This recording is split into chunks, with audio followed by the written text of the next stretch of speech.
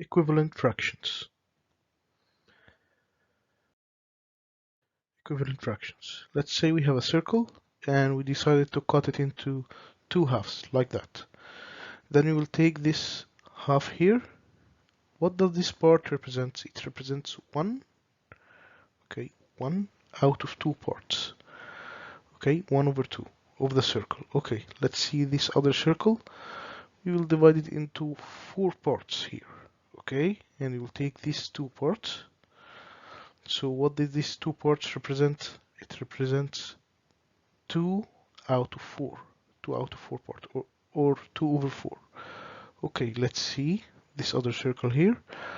But this time we'll divide it into 6 parts. See, 6 parts, and we will take this 3 parts here. So what does this 3 parts represent? 3 out of 6, or 3 over 6. Okay, let's take a look at this last circle here, and we will divide it into 8 parts, and we'll take the 4 up here. Now this circle, these 4 parts here represents 4 out of 8, or 4 over 8. So these are all fractions, and they are all representing these circles and these parts of the circles, but they are all representing half of the circle. You know, the green part here in each and every one of those is exactly half of the circle, whether it's 1 out of 2 or 2 out of 4, 3 out of 6, 4 out of 8. They're all the same. They're all representing the same thing here, half of the circle. They're all representing half of the circle, half of the circle. Okay, let's go to the next part.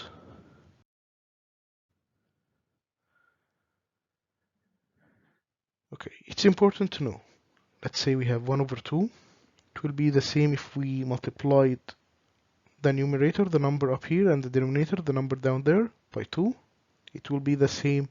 It will be 2 over 4. It's the same as 1 over 2. There are 2 of them are equal to each other. Even 1 million over 2 million, you see, they're the same as 1 over 2. They're all equal to each other. Okay, as you see here, he's just changed how he looks, but he is the same person, exactly the same person. He just changed how he looks.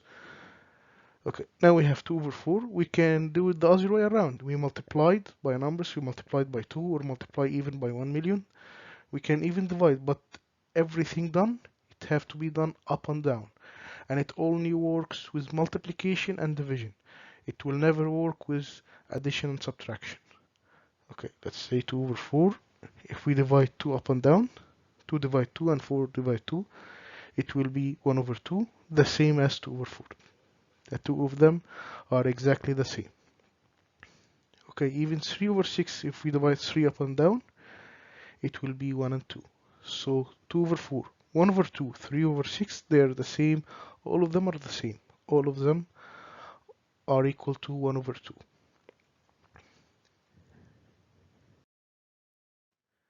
Okay. Find an equivalent fraction to the following fractions by only using multiplication. Okay, so we're only allowed to use multiplication. So we have 1 over 2, multiply both by 2, so it will be 2 over 4. Easy. Let's see the next one, 5 over 7. Okay, let's try something different. Why not multiply with 10? Okay, 5 times 10 is 50, 7 times 10 is 70, so it's 50 over 70. Okay, let's see, 11 over 3. Maybe let's multiply them with 5 this time. 11 times 5, it's 55, and 3 times 5 is 15. Okay, 22 over 7. Why not multiply them with 100? So it's 2200 over 700. Okay, now we have 1 over 5. Multiply them by 3. 1 times 3 is 3, and 5 times 3 is 15. Let's say we have 3 over 8. We can multiply them with the easiest number here, 11. 3 times 11, 33, and 8 times 11, 88. You see, I have a hack for this, but your school teacher might not like it. You can multiply every time with 10 or 100. You know, they tell you find two equivalent fractions, multiply both numbers by 10, then multiply both numbers by 100. You only add zeros, you know. Find 5, okay. 10, 100,000, 10,000, 100,000, and so on. But the most important thing, don't try to multiply by 1 or 0. Don't use these two numbers.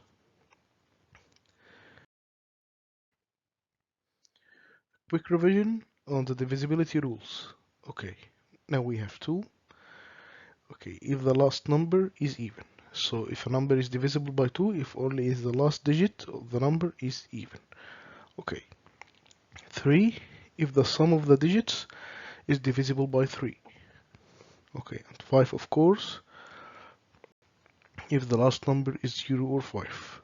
And also don't forget 11. It must be a repeated number, yeah, like 33, 88, 555, and so on. Okay, let's go to the next one. Okay, find an equivalent fraction to the following fractions by only using division. Okay, this time it's a little bit tricky. You know why? Multiplication, we have no limit. We can multiply with any numbers we want. But in division, we will, have a limited number of numbers to divide by. Let's see here. Like 4 over 10. Can we divide them by 100? No. Can we divide them by 5? The 10 can be divided by 5, but we need both of the numbers to be able to be divided by this number. So you see, we have a limited number of choices here. So both must be divisible by one number. So I see here, both last digits here are even, so like we have 4 and 10. So they are both divisible by 2. So we can divide them both by 2. Now it's 2 over 5. Okay, let's look at the next one here, 20 over 30. So they both end with 0, so we can divide them both by 10. So we'll have 2 over 3. 11 over 33. I think the only number we can divide them by is 11. So we'll divide them both by 11. So it'll be 1 over 3. Okay, 15 over 25. 2, 3, 4. We can't divide them by any of those. So the only number to divide by here is 5. So 15 divided 5 is 3, and 25 divided 5 is 5. Okay, 6 over 36. I see here 6 is even and 6 here is even. So we can divide them by 2 or 3.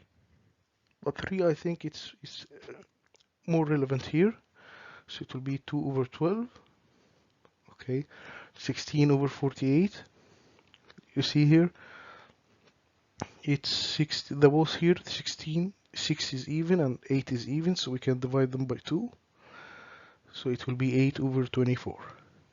So you see here, you have limited choices, but no, here we could have divided by 2, we can divide by 3, and we could have even divided by 6 here. If you can do it, no problem. Okay.